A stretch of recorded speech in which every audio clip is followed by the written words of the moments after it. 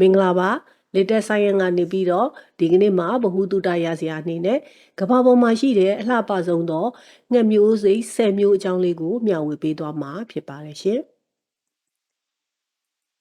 နံပါတ်30အနေနဲ့ရပ်တည်နေတာကတော့ hyacinth macaw လို့ခေါ်တဲ့ကြက်တူရွေးမျိုးစိတ်တွေဖြစ်ပါတယ်။ဒီကြက်တူရွေးမျိုးစိတ်ကတော့ကမ္ဘာပေါ်မှာဆိုလို့ရှိရင်ပြန့်တန်းနိုင်တဲ့ကြက်တူရွေးမျိုးစိတ်တွေထဲမှာအကြီးမားဆုံးဖြစ်တယ်။ဘယ်လောက်ထိလဲဆိုရင်သူဒီ100စင်တီမီတာရှိနေတာကိုတွေ့ရမှာဖြစ်ပါတယ်။ဘရာဇီးမြောက်ပိုင်းဒေသများနဲ့ဆာဗနာမြက်ခင်းပြင်တွေမှာသူတို့ရဲ့မျိုးရင်းဒေတာမျိုးရင်းအနေနဲ့တွေ့ရှိရပါတယ်။ဒါပေမဲ့လွန်ခဲ့တဲ့နှစ်အနည်းငယ်ကစပြီးတော့တွေ့ရှိရတဲ့အကောင်ရေကကျဆင်းသွားတယ်။ဘာကြောင့်လဲဆိုတော့ဇာတိဒေတာတွေဆုံးရှုံးမယ်။လူသားတွေကအမဲလိုက်ခြင်းကြောင့်လည်းပဲသူတို့ဒီ endangered species လို့ခေါ်တဲ့မျိုးသုံးပျောက်ကွယ်လူနီးပါးဖြစ်တဲ့မျိုးစိတ်အနေနဲ့အန္တရာယ်ကျရောက်နေတာလည်းဖြစ်ပါတယ်။ hyacinth macaw တွေကသူတို့ရဲ့မျက်လုံးတစ်ဝိုက်မှာအဝါရောင်တောက်ပနေတဲ့ခွင်းကလေးတွေရှိနေတယ်။ခန္ဓာကိုယ်တစ်ခုလုံးကိုဖုံးကာထားတာလည်းပဲအပြာရောင်အမွှေးအမြင်လေးတွေရှိတယ်။ဒါကြောင့်မို့လို့အလွန်ကိုထင်ရှားကြော်ကြားတဲ့ငှက်မျိုးစိတ်ဖြစ်ပါတယ်။အဲ့ဒီလိုလှပတဲ့အယောင်ဆင်းရှိခြင်းကြောင့် blue macaw လို့လည်းခေါ်ဆိုပါသေးတယ်။ထူးခြားတာနောက်တစ်ခုကတော့သူ့မှာရှိတဲ့နှုတ်သီးဖြစ်ပါတယ်။ရှည်လျားတဲ့ပြီးတဲ့အခါမှာအနက်ရောင်ရှိတဲ့နှုတ်သီးသည်ကွေးကောက်နေတာကိုလည်းတွေ့ရမှာဖြစ်ပါတယ်။လေ့ကျင့်သင်ကြားမယ်ဆိုလို့ရှိရင်တော့သင်ကြားပေးသည်များကိုအလွယ်တကူတက်လွယ်တဲ့ hyacinth macaw သည်အကောင်းဆုံးအိမ်မွေးတိရစ္ဆာန်ဖြစ်တယ်လို့ဆိုပေမဲ့သူ့မှာရှိတဲ့အစွမ်းထက်နှုတ်သီးတွေကတော့အလွန်ကိုသတိထားစရာဖြစ်ပါတယ်။အုပ်စုဖွဲ့ပြီးတော့နေတဲ့အခါမှာတော့ကြက်တူရွေးတို့ရဲ့ထုံးစံအတိုင်းသူတို့ကအလွန်ကိုကျယ်လောင်တဲ့အတန်တွေပေးနေတာကိုလည်းပဲတွေ့ရမှာဖြစ်ပါတယ်။ woodduck လို့ခေါ်တဲ့ဘဲမျိုးလေးတွေပါဘဲကလည်းပဲကဘာပေါ်မှာအလှပဆုံးငှက်မျိုးစိတ်စီးရင်ထဲမှာနံပါတ်9အနေနဲ့ရပ်တည်နေပါတယ်သူ့ရဲ့ထူးခြားချက်ကတော့အထီအမမတူညီတာပါဒီနေရာမှာတော့ဘဲဒီလေးတွေကပုံမူပြီးတော့လှပနေတဲ့အယောင်ဆုံးရှိနေတာကိုတွေ့ရမှာဖြစ်ပါတယ်ဒါကြောင့်မို့လို့ကဘာပေါ်မှာအယောင်ဆုံးကာလာဆုံးရှိနေတဲ့ရေငှက်အနေနဲ့တွေ့ရမှာဖြစ်ပါတယ်ဘဲဒီလေးရဲ့ပုံစံကဆိုလို့ရှိရင်ဝမ်ဘိုက်ကအဖြူရောင်ရင်ဘက်ကအနီရောင်လေဘင်းတောက်လျှောက်မှာဆိုလို့ရှိရင်လည်းအဖြူရောင်အစင်းလေးတွေနဲ့အင်မတန်ကိုဆွဲဆောင်မှုကောင်းတဲ့တရဝါကလေးဖြစ်ပါတယ်သူ့ရဲ့အတောင်ပံလေးတွေကိုဆက်ကြည့်မယ်ဆိုရင်လည်းအပြာရောင်နဲ့အနီရောင်ပုံစံရှိမယ်ဒါပေမဲ့ဘဲမလေးတွေကတော့ဘဲဒီတွေလောက်အယောင်မစုံပါဘူးဘာကြောင့်ဘဲဒီလေးတွေအယောင်စုံနေတာလဲလို့လေ့လာလိုက်တဲ့အခါမှာတော့မျိုးပွားရာသီမှာဘဲမလေးတွေကိုမျိုးပွားနိုင်မှုဆွဲဆောင်မှုအတွက်အယောင်အစုံအမွှေးတောင်များကိုအသုံးပြုခြင်းကြောင့်ဖြစ်ပါတယ်။တွေ့ရှိရတဲ့နေရာတွေကတော့မြောက်အမေရိကတိုင်ဝမ်တဝမ်းမှာရှိတဲ့စိန်ဆန်းမြေတွေတစ်တောတွေနဲ့စမ်းချောင်းတွေမှာနေထိုင်နေကြတာကိုလည်းပဲသူတို့ရဲ့မူရင်းဒေတာအဖြစ်တွေ့ရမှာဖြစ်ပါတယ်။အယောင်သွေးလေးတွေအရန်ကိုစုံတယ်သူ့ရဲ့ပုံသဏ္ဍာန်လေးတွေကလည်းအင်မတန်ကိုလှပတဲ့အတွက်မြောက်အမေရိကတိုင်မှာရှိတဲ့မှတ်မိလွယ်ဆုံးငှက်မျိုးစိတ်ထဲမှာတစ်မျိုးအပါဝင်ဖြစ်တဲ့ woodduck များပဲဖြစ်ပါတယ်ရှင်။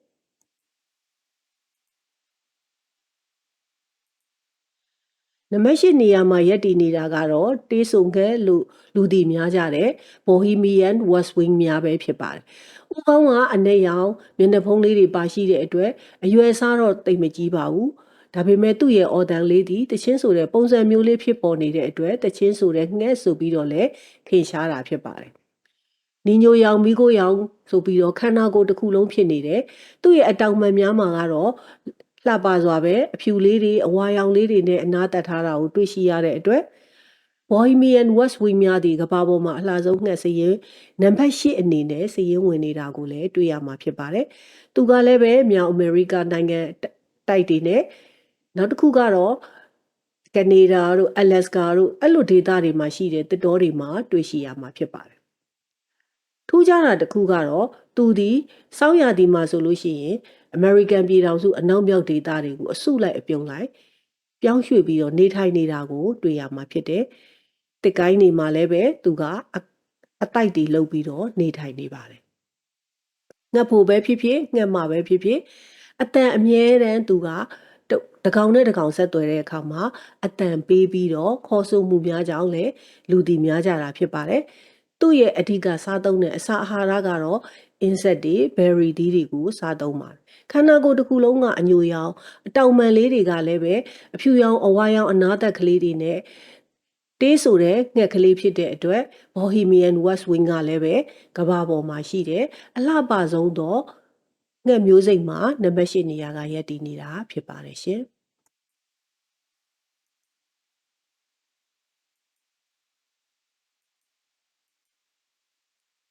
လူကြီးလို့ခေါ်တဲ့ကမ္ဘာပေါ်မှာအသိဉာဏ်ရှိဆုံးတဲ့အလှပဆုံးငှက်မျိုးတစ်မျိုးဖြစ်ပါတယ်အရှေ့အလယ်ပိုင်းနဲ့မြောက်အမေရိကတစ်တော်တွေမှာတွေ့ရှိရတယ်သူ့ရဲ့ပုံစံလေးကတော့အပြာရောင်ရဲ့အဖြူရောင်ရဲ့အနက်ရောင်ရဲ့ဆိုပြီးတော့အယောင်လေးတွေလှပစွာရှိတယ်အမွှေးတောင်ကလေးတွေရှိတယ်သူ့ရဲ့ထူးခြားဆုံးကတော့အော်မြည်သံလေးကဂျေးဂျေးဆိုပြီးတော့အတန်ဖြစ်နေတာပဲဖြစ်ပါတယ်နောက်ထပ်ထူးခြားမှုတစ်ခုကတော့အခြားသတ္တဝါတွေရဲ့အတန်ကိုတုပပြီးတော့လိုက်လုံနိုင်စွမ်းရှိတာဖြစ်ပါတယ်ဒါကြောင့်မို့လို့သူ့ရဲ့ဉာဏ်ရည်ဉာဏ်သွေးဒီအင်မတန်ကိုကောင်းပါတယ်ဆိုပြီးတော့ဘလူးဂျေးများကထင်ရှားကြော်ကြားတာလည်းဖြစ်ပါတယ်နောက်ထပ်သူ့ရဲ့ထူးခြားချက်တစ်ခုကတော့အခြားအတိုက်တွေကအခြားငှက်တွေရဲ့ဥတွေကိုလည်းပဲခိုးယူနိုင်ပါတယ်အဲ့ဒီလိုခိုးယူနိုင်မှုအတွက်လည်းပဲတခြားငှက်တွေကိုတဲစားနိုင်မှုအတွက်တိတ်ငှက်တွေရဲ့အတန်မျိုးသူကဖန်တီးပြီးတော့တုပပြီးတော့အော်မြည်တာကိုလည်းပဲတွေ့ရမှာဖြစ်ပါတယ်ဒါကြောင့်မို့လို့လူတွေကဲ့သို့ပဲစကားပြောနိုင်တယ်ပြီးတဲ့အခါမှာအိမ်မွေးတိရစ္ဆာန်တွေရဲ့အတန်ကိုလည်းပဲအတူယူပြီးတော့လိုက်လုံနိုင်ပါတယ်ဒါကြောင့်မို့လို့ကြက်တူရေးကလေးတွေဘလူးဂျေးကလေးတွေများသည်လူကဲ့သို့စကားလိုက်ပြောနိုင်တာဖြစ်ပါတယ်ပန်ပညာရှင်တွေကလုံးဝဗဟေရီတစ်ခုကိုမဖြေရှင်းနိုင်သေးပါဘူးဒါကတော့ဘာလဲဆိုတော့စောင်းရာသီမှာဆိုလို့ရှိရင်ဘလူးဂျေးများသည်တနေရာကတနေရာကိုသူတို့ကရွှေ့ပြောင်းပြီးတော့နေထိုင်ကြပါတယ်ဒါပေမဲ့စောင်းရာသီမှာအဲ့ဒီလိုမျိုးနေထိုင်နေဆိုပေမဲ့ဘလူးဂျေးအုပ်စုတွေအားလုံးပြောင်းရွှေ့တာတော့မဟုတ်ပါဘူးတချို့ငှက်တွေကတော့သူတို့ရဲ့သဘာဝအတိုင်းသူတို့မူရင်းဒေသမှာပဲကျန်ခဲ့တယ်တချို့ကတော့ရွှေ့ပြောင်းတယ်အဲ့လိုရွှေ့ပြောင်းတာတောင်မှပဲနှစ်စဉ်နှစ်တိုင်းရွှေ့ပြောင်းခြင်းမဟုတ်ဘဲနဲ့တချို့နှစ်တွေမှာရွှေ့ပြောင်းတယ်တချို့နှစ်တွေမှာမူရင်းဒေသမှာပဲနေထိုင်တယ်ဘာကြောင့်အဲ့ဒီလိုမျိုးသူတို့ကပုံမှန်ရွှေ့ပြောင်းခြင်းမပြုတာလဲဆိုတာကိုတော့မြည်သည့်သိပ္ပံပညာရှင်ကမှသက်သေမပြနိုင်သေးပါဘူးရှင်Atlantic Puffin လို့ခေါ်တဲ့ပင်လယ်ငှက်ကလေးပဲဖြစ်ပါတယ်ပင်လယ်ငှက်လို့ပြောလိုက်တာ ਨੇ သူ့ရဲ့ဘဝတက်တန်းတောက်လျှောက်မှာတက်တန်းတော်တော်များများကိုရေထဲမှာပဲကုံဆုံးစေတဲ့သရဝါလေးဖြစ်ပါတယ်ထူးခြားတာတစ်ခုကတော့သူ့မှာရှိတဲ့နှုတ်သီးလေးကအယောင်ဆုံးရှိတဲ့နှုတ်သီးလေးဖြစ်နေတာပါရေထဲမှာလည်းနေတယ်နှုတ်သီးလေးကလည်းပဲအယောင်ဆုံးရှိတယ်ဒါကြောင့်မို့လို့ပင်ကွင်းငှက်လိုပုံစံမျိုးဖြစ်နေတယ်ဒါပေမဲ့သူ့ကိုပင်လယ်ကျက်တူရေးလို့လူတွေများကြတာပဲဖြစ်ပါတယ်။ဘာကြောင့်သူကပင်လယ်ပြင်မှာနေထိုင်နိုင်တာလဲဆိုတော့သူ့ရဲ့ခြေတွေပါ။သူ့ရဲ့ခြေတွေမှာဘဲတွေကဲ့သို့ပဲရေရက်ပုံစံဖြစ်နေပါတယ်။ဒါကြောင့်မို့လို့ရေမျက်နှာပြင်ရဲ့အပေါ်အောက်ကိုကူးခတ်နိုင်မှုအတွက်သူကအတောင်ပံခိုက်ယုံနဲ့ရေကူးနိုင်တာဖြစ်ပါတယ်။ရေထဲအထိလည်းပဲပေ60အထိသူကငုံနိုင်တာကိုတွေ့ရမှာဖြစ်ပါတယ်။သူ့ရဲ့ပေါက်ဖွားနေတဲ့ရာသီဥတုကတော့နွေရာသီနဲ့နွေဦးရာသီတွေမှာသားပေါက်ကြတာကိုတွေ့ရမှာဖြစ်ပါတယ်။အဲ့ဒီလိုသားပေါက်ဖို့အတွက်သူကငှက်မတကောင်မှာဆိုရင်ဥတလုံးပဲဥတယ်။သားပေါက်ဖို့အတွက်တော့45ရဲ့ကြာမြင့်ပါတယ်။အဲ့ဒီလိုအကောင်ပေါက်ပြီးတဲ့အခါမှာအကောင်ပေါက်ကလေးတွေကိုသူ့ရဲ့အတိုက်ထဲမှာထားပြီးရင်သူ့ရဲ့သားသမီးအတွက်အစာအာဟာရရှာဖို့အတွက်ရေထဲကိုဆင်းပါတယ်။ရေတစ်ချိန်ခုတ်ပြီးပြန်တက်လာတိုင်းသူ့ရဲ့ကြီးမားတဲ့နှုတ်သီးမှာ90ကောင်ကနေအကောင်30အထိသူကငါးများကိုဖမ်းယူလာနိုင်တယ်ဆိုတဲ့အတွက်အင်မတန်ကိုပဲထူးခြားတဲ့ Atlantic Puffin လေးပဲဖြစ်ပါတယ်ရှင်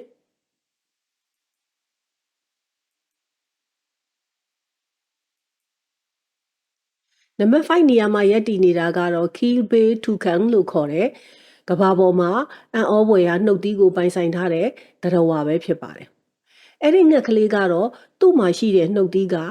အယောင်ဆုံးရှိသောနှုတ်သီးကလေးဖြစ်ပါတယ်။ဘာကြောင့်အယောင်ဆုံးရှိနေတာလဲဆိုတော့အဝါရောင်လေးလည်းရှိတယ်အစိမ်းရောင်လေးလည်းရှိတယ်အနီရောင်လေးလည်းရှိတယ်ဒီအယောင်တွေကလည်းအင်မတန်ကိုထင်ရှားတာဖြစ်တဲ့အတွက်သူကို Rainbow Bill Toucan လို့ခေါ်ဆိုတာဖြစ်ပါတယ် နှုတ်သီးကအရန်ကိုရှည်လျားနေတဲ့အတွက်နှုတ်သီးကြောင့်ပဲလေးလံနေတဲ့ပုံစံမျိုးရှိနေသလားဆိုပြီးလေ့လာတဲ့အခါမှာတော့သူ့ရဲ့နှုတ်သီးဒီအခေါင်းပေါက်ပုံစံဖြစ်နေတဲ့အတွက်အင်မတန်ကိုပေါ်ပါနေတာကိုတွေ့ရမယ်။အဲ့ဒီနှုတ်သီးကိုပြုတ်လုထားတဲ့အသားဓာတ်ပရိုတင်းတစ်မျိုးကတော့ keratin လို့ခေါ်ဆိုပါတယ်။အဲ့ဒီ keratin ဓာတ်ကတော့လူသားတွေရဲ့သပင်နဲ့ခြေသဲလက်သဲတွေမှာတွေ့ရှိရတဲ့ protein တွေလည်းပဲ keratin ဓာတ်ပဲဖြစ်ပါတယ်။ဘာကြောင့်သူ့ရဲ့ရှည်လျားနေတဲ့နှုတ်သီးရှိနေရတာလဲ။စိမ့်တွေအနီတွေအဝါရောင်တွေနဲ့ဖွဲ့စည်းထားတဲ့ဒီနှုတ်သီးဒီဘာအတွက်ကြောင့်မြန်အသုံးဝင်ပါတယ်လဲဆိုတာကိုလေ့လာလိုက်တဲ့အခါမှာတော့သူကမျိုးပွားရာဒီမှာငှက်မတွေကိုဆွဲဆောင်နိုင်မှုအတွက်ရောင်စုံနှုတ်သီးကိုအသုံးပြုထားတာကိုလည်းပဲထူးခြားစွာလေ့လာတွေ့ရှိရပါတယ်။အလဲပိုင်းနဲ့တောင်အမေရိကတလွှားရဲ့တစ်တောတွေမှာတွေ့ရှိရမှာဖြစ်တဲ့အရှည်က20စင်တီမီတာရှိတဲ့အလေးချိန်က4ကီလိုဂရမ်ရှိနေတာကိုတွေ့ရမှာဖြစ်ပါတယ်။ထူးခြားလာတဲ့သူ့ရဲ့နှုတ်သီးအပြင်အမွှေးအတောင်များမှာဆိုလို့ရှိရင်လည်းပဲခန္ဓာကိုယ်တစ်ခုလုံးကိုဖုံးကာထားတာဒီသူ့ရဲ့အမွှေးကလေးများဒီအတက်ရောင်ဖြစ်တယ်လို့ဆိုပေမဲ့လေချောင်းနဲ့ရင်ပိုက်တဝိုက်မှာတော့အဝါရောင်ကလေးတွေဖြစ်နေတာကိုတွေ့ရမှာဖြစ်ပါတယ်။အုပ်စုဖွဲ့ပြီးတော့အမြဲတမ်းနေထိုင်ပါတယ်။တကောင်ချင်းတွေ့ရတာကတော့ရှားပါပါတယ်။အုပ်စုဖွဲ့ပြီးနေထိုင်တဲ့အခါမှာလည်းပဲအကောင်ရည်သည်အနည်းဆုံး30ခန့်သူကပါဝင်နေတဲ့အုပ်စုအနေနဲ့နေထိုင်တာဖြစ်ပြီးတော့တဘာဝတိုင်းဖြစ်ပေါ်နေတဲ့တစ်ပင်ရဲ့အခေါင်းပေါက်တွေထဲမှာသူတို့ကနေထိုင်နေတာဖြစ်တဲ့အင်ဆက်ပိုးမွှားလေးတွေအိမ်မြောင်လေးတွေနဲ့ဥတွေကိုစားသုံးတဲ့ကဘာပေါ်မှာအလှပဆုံးသောမျိုးစိတ်တစ်ခုအနေနဲ့ရပ်တည်ထားတဲ့ထူကန်လေးပဲဖြစ်ပါတယ်ရှင်။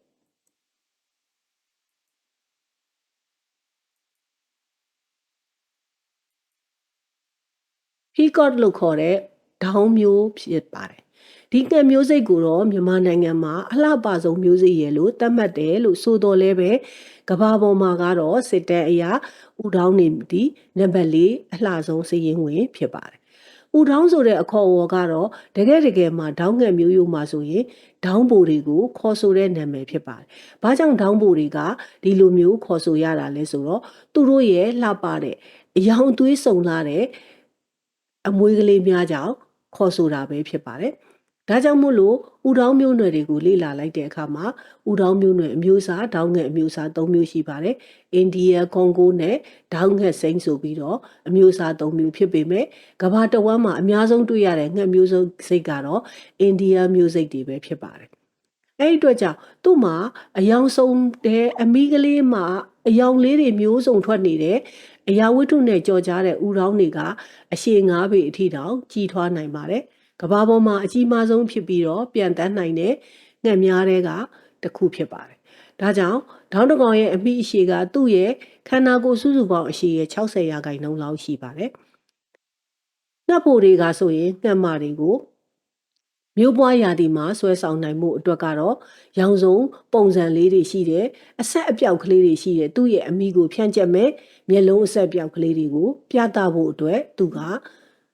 တောင်းအတောင်များကိုဖြန့်ရင်းဖြစ်ပါတယ်ဒီနေရာမှာတော့ငှက်မတွေကဆိုရင်အဲ့ဒီလိုမျိုးအတောင်ဖြန့်လိုက်တဲ့ငှက်အထီးရဲ့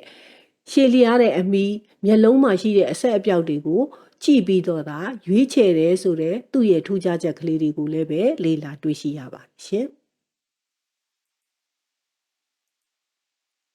နံပါတ်3နေရာမှာရပ်တည်နေတာကတော့အလွန်ကိုလှပတဲ့အမွှေးတောင်ကလေးတွေပိုင်ဆိုင်ထားတဲ့ဂျိုးချငှက်ကလေးပဲဖြစ်ပါတယ်။ဒီဂျိုးချငှက်ကလေးကတော့ငှက်လို့ပြောပေမဲ့ကဘာပေါ်မှာလမ်းလျှောက်နိုင်တဲ့ကက်ဖြစ်ပါတယ်။အနီရောင်ခရမ်းရောင်ရှိတဲ့အမွှေးတောင်တွေရှိတယ်။ဘာကြောင့်အဲ့ဒီအမွှေးတောင်တွေကအဲ့ဒီလိုမျိုးအယောင်လေးတွေရှိနေတာလဲဆိုတော့သူ့ရဲ့စားတောက်တဲ့အစားအသောက်တွေကြောင့်ပဲဖြစ်ပါတယ်။ဂျိုးချမျိုးစိတ်ကိုလေ့လာလိုက်တဲ့အခါမှာတော့ကဘာပေါ်မှာမျိုးစိတ်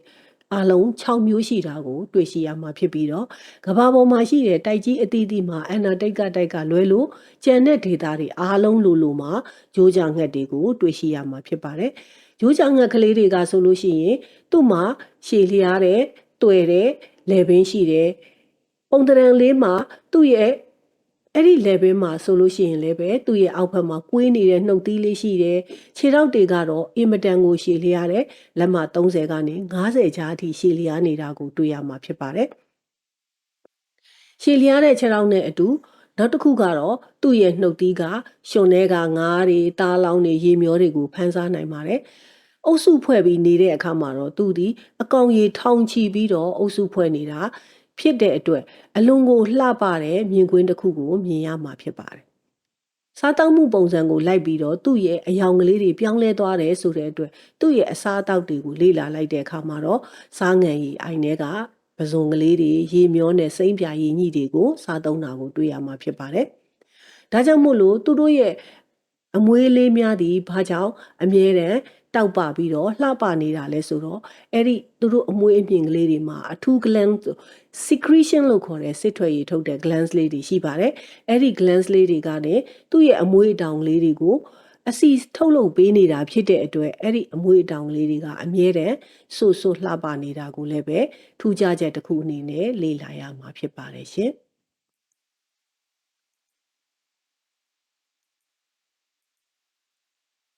နံပါတ်1နေရာမှာရပ်တည်နေတာကတော့သူလည်းပဲကြက်တူရေးမျိုးစိတ်ဖြစ်တဲ့ Scarlet Maggot ဖြစ်ပါတယ်။ Scarlet Maggot ကတော့ကမ္ဘာပေါ်မှာအလှဆုံးနဲ့အကြီးဆုံးအုပ်စုဝင်တစ်ခုဖြစ်ပါတယ်။တစ်ကောင်ဖြစ်ပါတယ်။သူတို့ကိုတော့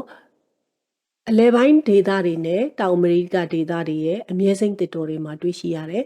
။အမွေးအတောင်ကလေးတွေကိုကြည့်လိုက်တဲ့အခါမှာလည်းပဲအယောင်လေးတွေကအစုံပဲဖြစ်တဲ့အတွက်အယောင်အစုံရှိနေတဲ့အတွက်နာမည်ကျော်ကြားတာလည်းဖြစ်ပါတယ်။အပြာရောင်ကနောက်ကျောဘက်မှာရှိမယ်။ပြီးတဲ့အခါမှာတော့အနီရောင်တောက်တောက်အမွေးတောင်ကလေးတွေအပေါ်ပိုင်းအတောင်ကလေးတွေဆိုလဲအဝါရောင်ရှိတယ်အနားဆုံးလေးတွေမှာစိမ်းရောင်လေးတွေရှိတယ်။နောက်ထပ်ထူးခြားတာတစ်ခုကတော့သူ့ရဲ့နှုတ်သီးလေးကအဖြူရောင်ဖြစ်နေပေမဲ့အဲ့နှုတ်သီးရဲ့အပေါ်ပိုင်းပဲအဖြူရောင်ဖြစ်ပြီးတော့ထိပ်ဖျားပိုင်းမှာတော့နှုတ်သီးကအနက်ရောင်လေးဖြစ်နေတာကိုလည်းတွေ့ရမှာဖြစ်ပါတယ်။အလေးချိန်အားဖြင့်ကတော့1.5 kg ရှိပါတယ်။အရှည်ကတော့80ကနေ90စင်တီမီတာကြားမှာရှိနေတာကိုလည်းတွေ့ရမှာဖြစ်ပါတယ်။ကမ္ဘာပေါ်မှာဆိုရင်ငှက်မျိုးစိတ်တွေမှာ Scarlet Maggot များသည့်တက်တန်းအားဖြင့်40ကနေ45နှစ်အထိသူတို့ရဲ့ဘဝတက်တန်းရှိနေတယ်လို့ဆိုပေမဲ့အိမ်မွေးတိရစ္ဆာန်အနေနဲ့တေချာကျနာစွာမွေးထားမယ်ဆိုရင်တော့သူတို့ရဲ့တက်တန်းဒီ85နှစ်အထိတောင်အသက်ရှင်နေထိုင်နိုင်တယ်ဆိုတာကိုတွေ့ရမှာဖြစ်ပါတယ်။ကမ္ဘာပေါ်မှာအသိဉာဏ်ရှိဆုံးငှက်မျိုးစိတ်အုပ်စုဝင်ဖြစ်တဲ့အတွက်အလွယ်တကူတင်ယူတက်မြောက်နိုင်တယ်။ဒါကြောင့်မို့လို့အိမ်မွေးတိရစ္ဆာန်အနေနဲ့အလွယ်တကူပဲသူ့ကိုမွေးမြူထားလို့ရပါတယ်ဆိုပြီးတော့ပြောတာဖြစ်ပါတယ်။မျိုးစိတ်ကလည်းပဲကြက်တူရေးမျိုးစိတ်ဆိုတဲ့အတွက်သူဒီလည်းပဲကျဲလောင်တဲ့အတန်တွေကိုပေးနေမှာဖြစ်တယ်။ဒါကြောင့်မို့လို့အတန်အမျိုးမျိုးသူကကြဲလောင်အတန်တွေပေးတတ်မယ်။မာကျောတဲ့သူ့ရဲ့နှုတ်သီးအဖြစ်တော့အခွန်မာသီးတွေတစ်စေ့တွေတစ်သီးတွေနဲ့အင်းဆက်ပိုးမွားတွေကိုစားသုံးနိုင်မှာဖြစ်ပါတယ်။အရန်ကိုခိုင်ခန့်ပြီးတော့ကွေးညွတ်နေတဲ့နှုတ်သီးရှိတဲ့အတွက်Scarlet Maggot များကမြည်သည့်အခွန်မာသီးကိုမဆိုအလွယ်တကူသူကကိုက်ဖြတ်စားသုံးနိုင်တဲ့သတ္တဝါအဖြစ်တွေ့ရမှာဖြစ်ပါတယ်။ဒါကြောင့်မို့လို့ကမ္ဘာပေါ်မှာရှိတဲ့အလှပဆုံးသောငှက်မျိုးစိတ်တွေကိုလေ့လာတဲ့အခါမှာတော့ငှက်မျိုးစိတ်တော်များများသည်ကြက်တူရေးမျိုးစိတ်တွေဖြစ်နေတာကိုလည်းပဲထူးခြားစွာတွေ့ရှိရမှာဖြစ်ပါတယ်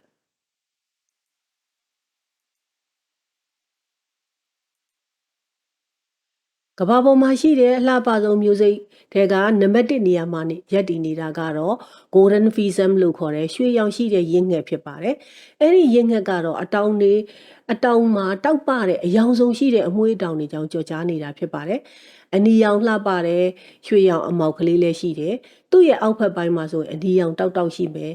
။ပြီးတဲ့အခါမှာလေချောင်းမှာဆိုလို့ရှိရင်တော့သူဒီတန်ကြီးပုံစံမျိုးပုံသဏ္ဍာန်လေးရှိနေတယ်။ဒါကြောင့်မို့လို့ဒီရင့်ကက်ကလေးက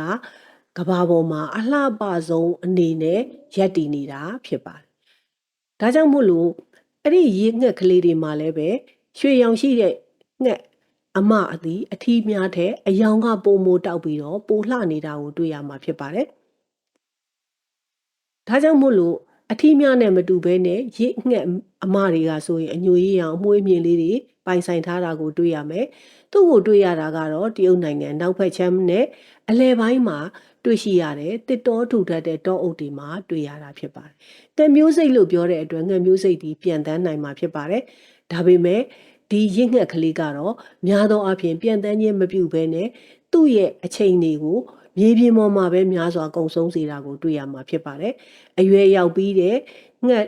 အဖိုးတစ်ကောင်ကဆိုလို့ရှိရင်ပုံမှန်အားဖြင့်42လက်မအထိရှေ့လျားနေတာကိုလည်းပဲတွေ့ရမှာဖြစ်ပါတယ်။သူတို့ရဲ့အဓိကထားပြီးတော့စားသုံးတဲ့အစာအာဟာရကတော့ berry သီးတွေသစ်စေ့တွေနဲ့အင်းဆက်ပိုးမွားတွေကိုစားသုံးနေတာကိုတွေ့ရမှာဖြစ်ပါတယ်။ကမ္ဘာပေါ်မှာရှိတဲ့အလှပဆုံးသောငှက်မျိုးစိတ်တွေကိုလေ့လာတဲ့အခါမှာ golden